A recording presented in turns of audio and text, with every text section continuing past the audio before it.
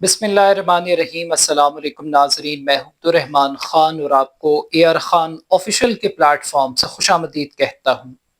ناظرین، اقتدار کی خاطر، ٹرمپ کی خاطر، امریکہ کی خوشنودی کی خاطر ایک عافیہ کیا 1000 عافیہ قربان، کیا حکومت کے اس نئے بیانیے کو تسلیم کیا جا سکتا ہے؟ کیا عمران خان اور عافیہ صدیقی کا ایک دوسرے کے ساتھ موازنہ کیا جا سکتا ہے؟ کیا دونوں کو فیئر ٹرائل کا موقع ملا؟ اسحاق ڈار کے اس بیہودہ بیان کا اصل مقصد کیا ہے؟ وزیر خارجہ کے دورہ امریکہ کے ٹارگٹس کیا تھے اور انہوں نے کیا کچھ اچیو کیا؟ آج کے اس ویلاگ میں ان چند بنیادی نکات پر ہم بات کریں گے۔ میڈیا رپورٹس کے مطابق گزشتہ روز پاکستان کے وزیر خارجہ اسحاق ڈار وہ امریکہ میں موجود ہیں اور انہوں نے امریکی وزیر خارجہ سے ملاقاتیں کی، لیکن ایک ملاقات اس وقت پاکستان میں ان کی شرمندگی کا باعث بنی ہوئی ہے، اور یہ ملاقات بیسیکلی ایک تھنک ٹینک کے ساتھ ایک کنورسیشن تھی، اور اس تھنک ٹینک کا نام اٹلانٹک کاؤنسل تھا۔ اس اٹلانٹک کاؤنسل کے ایک سیشن کے دوران ڈار صاحب سے عمران خان کے مقدمات کے حوالے سے، ان کی گرفتاری کے حوالے سے، رہائی کے حوالے سے ایک سوال کیا گیا۔ اس سوال کے جواب میں ڈار صاحب نے حیران کن حد تک یہ کہا کہ جس طریقے سے عافیہ صدیقی کو امریکہ کے اندر ٹرائل کیا گیا اور ان کو سزا دی گئی، بالکل اسی طریقے سے عمران خان کو بھی پاکستان کے اندر ڈیو پروسیس آف لا کے تحت وہ سزا سنائی گئی ہے۔ یعنی کہ جو اس کا لب لباب تھا اس پوری لمبی چوڑی بات کا، وہ یہ تھا کہ جس طریقے سے عافیہ صدیقی کو فیئر ٹرائل کے ذریعے سزا ملی ہے اور وہ سزا تبدیل نہیں ہو سکتی اور اس سزا کو ماننا پڑے گا، تسلیم کرنا پڑے گا، بالکل اسی طریقے سے پاکستان کے اندر جو عدالتوں نے سزائیں عمران خان کو سنائی ہیں ان سزاؤں کے اوپر بھی عمل درآمد ہوگا اور ان مقدمات کو سیاسی مقدمات میں تبدیل نہ کیا جائے۔ اب بنیادی طور پر جو پہلا سوال ذہن میں آتا ہے کہ کیا عافیہ صدیقی کے مقدمے کا عمران خان کے مقدمات کے ساتھ کوئی موازنہ بنتا ہے؟ عمران خان کے سارے مقدمات پولیٹیکل نیچر کے ہیں، سیاسی مقدمات ہیں، انتقام کی بنیاد پر بنائے گئے مقدمات ہیں، اور عافیہ صدیقی کے جتنے مقدمات ہیں وہ سارے کے سارے مس کیریج آف جسٹس ہے، وہ انصاف کا قتل عام ہے اور فراڈ پر مبنی مقدمات ہیں، اور ان مقدمات کے اندر کسی بھی قسم کا کوئی سبسٹنس نہیں ہے، کوئی ڈیو پروسیس آف لا امریکہ کے اندر اڈاپٹ نہیں کیا گیا، کوئی گواہی موجود نہیں تھی، کوئی فیئر ٹرائل کا موقع عافیہ صدیقی کو نہیں دیا گیا، اور جس طریقے سے عافیہ صدیقی کو امریکہ کے حوالے کیا گیا، جس طریقے سے یہ سزائیں سنائی گئی اور جس طریقے سے ٹرائل کیا گیا، وہ سارے کا سارا پروسیس متنازع ہے۔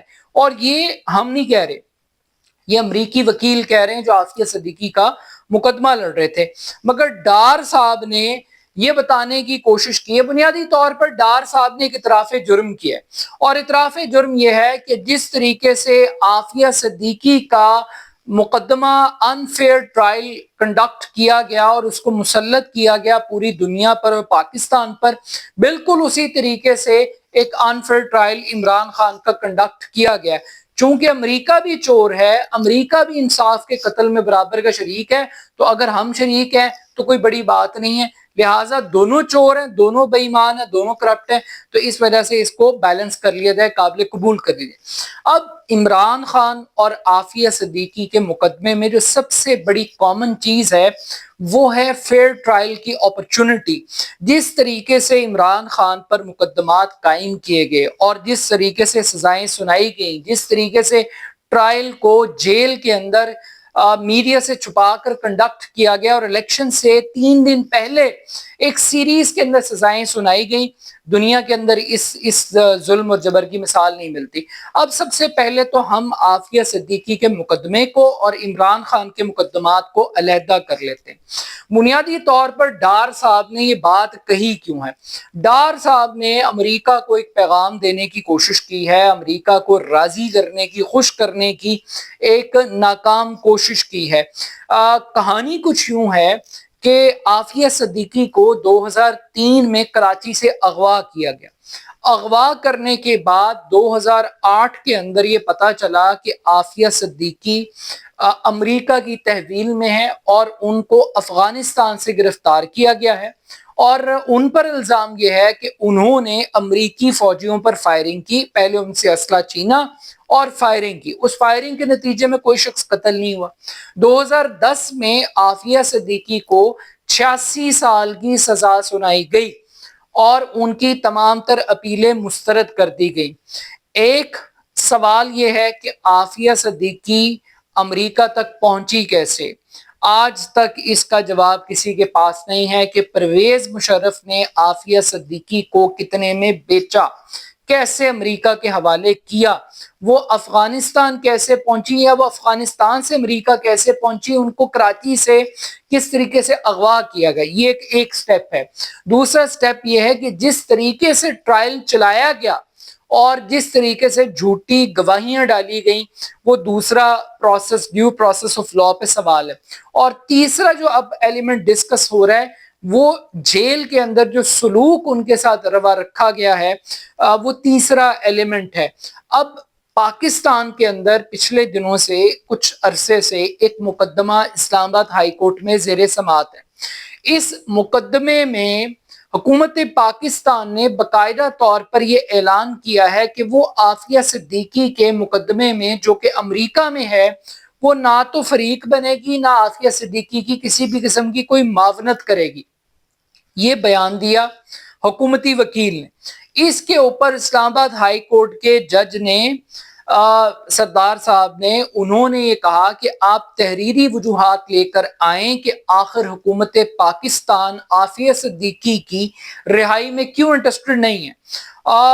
اس کا کوئی تحریری جواب نہیں دیا گیا، اور تحریری جواب نہ دینے کی وجہ سے توہین عدالت کا نوٹس وزیر اعظم اور وفاقی کابینہ کو جاری کیا گیا.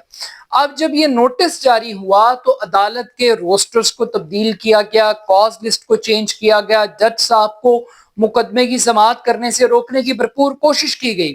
مگر اس سارے کے دوران ایک دن پہلے وزیر اعظم وہ عافیہ صدیقی کی بہن سے ملتے ہیں، ان کو یقین دہانیاں کرواتے ہیں، قانونی معاونت کی باتیں کرتے ہیں پاکستان کے اندر. اور امریکہ میں ڈار صاحب بیٹھ کر یہ کہتے ہیں کہ عافیہ صدیقی کو جو سزا ملی ہے وہ بالکل ٹھیک ملی ہے، امریکہ کی عدالتیں آزاد ہیں، ڈیو پروسیس آف لا کے تحت کام کر رہی ہیں، لہٰذا ہم آپ کی چوری پر بات نہیں کر رہے، آپ کے انصاف کے قتل عام پر بات نہیں کر رہے.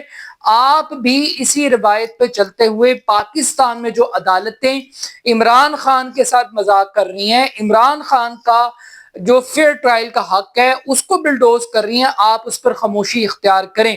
تو یہ مکمکہ ہے، یہ منافقت ہے کہ پاکستان کے اندر عافیہ قوم کی بیٹی اور امریکہ کے اندر عافیہ صدیقی ایک دہشت گرد، ایک ٹیررسٹ.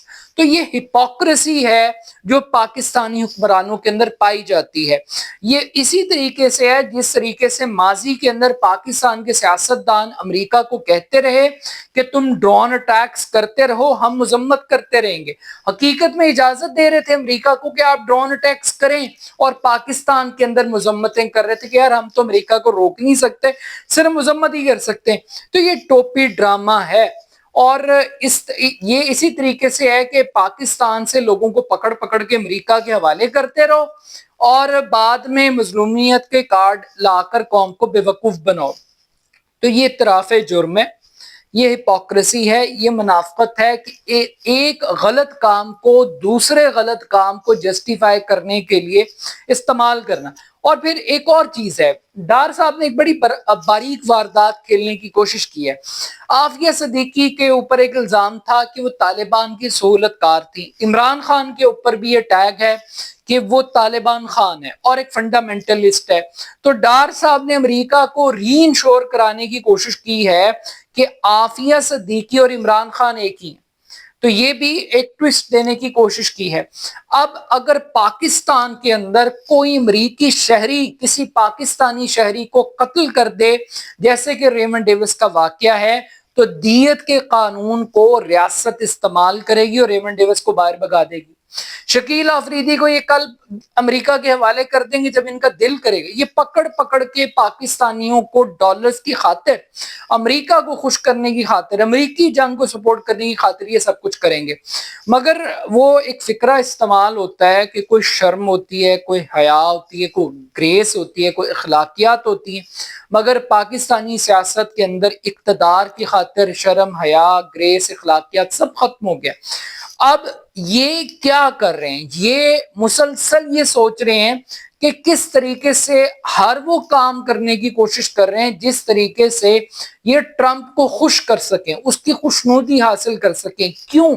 پاکستان کے لیے نہیں، اپنے اقتدار کے لیے۔ انہیں خوف ہے، انہیں ڈر ہے کہ کہیں کسی سٹیج پر امریکہ یہ نہ کہہ دے کہ عمران خان کو رہا کرو یا عمران خان کو فیئر ٹرائل کا موقع دو۔ تو یہ چاہتے ہیں کہ کسی طریقے سے امریکہ اور عمران خان کی لڑائی کروا دیں یا امریکہ کا مائنڈ سیٹ عمران خان کے بارے میں تبدیل کر دیں۔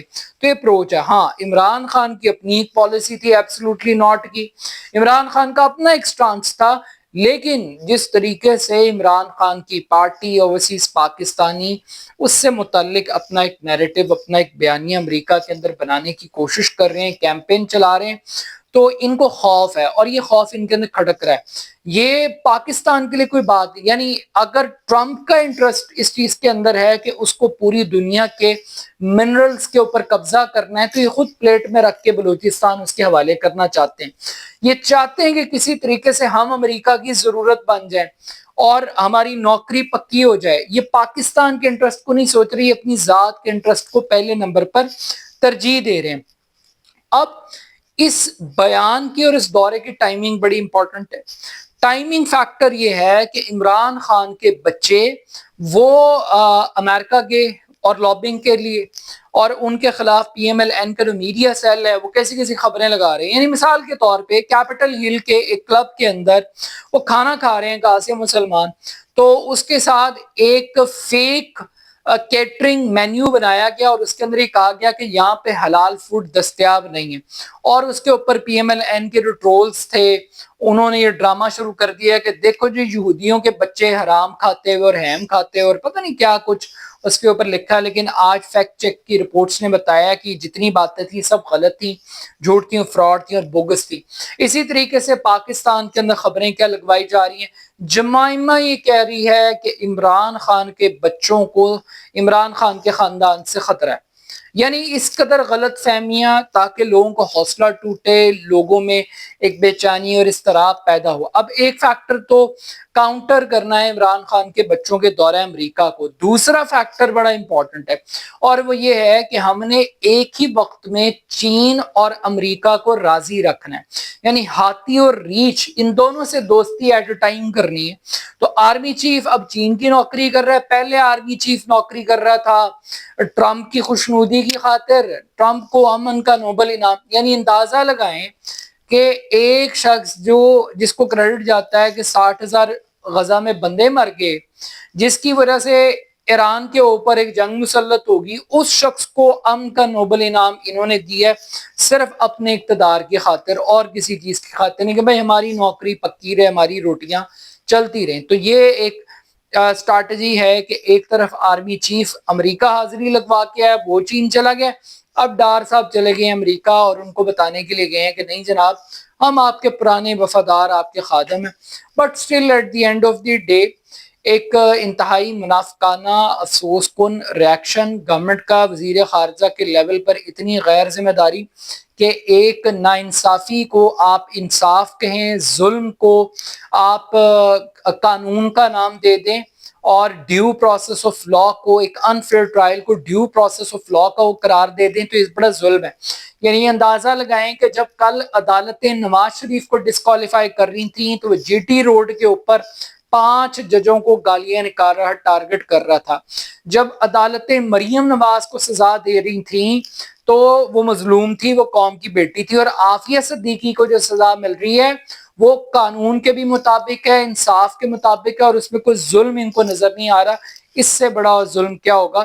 تو یہ جو تھیری ہے کہ ادھر تم ظلم کرو، ادھر ہم ظلم کریں گے، ادھر تم انصاف کا قتل عام کرو، ادھر ہم انصاف کی ایسی کی تیسی پھیر دیں گے، تو یہ ایک بڑا ایک انجسٹیفائڈ ایک فراڈ سسٹم ہے۔ تو یہ جو ہزار عافیہ قربان کرنے کی جو اسٹریٹجی گورنمنٹ نے اڈاپٹ کی ہے، میرا نہیں خیال کہ ایک عام آدمی اس کو بائی کرے گا۔ اپنا فیڈ بیک مجھے ضرور دیجیے گا، میرے YouTube channel A R Khan official کو ضرور سبسکرائب کیجیے گا۔ بہت شکریہ، اللہ حافظ۔